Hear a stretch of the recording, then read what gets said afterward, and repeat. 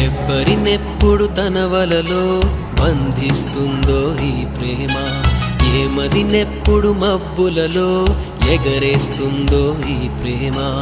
అర్థం కాని పుస్తకమే అయినా గాని ఈ ప్రేమ జీవిత పరమార్థం తానే అనిపిస్తుంది ఈ ప్రేమ.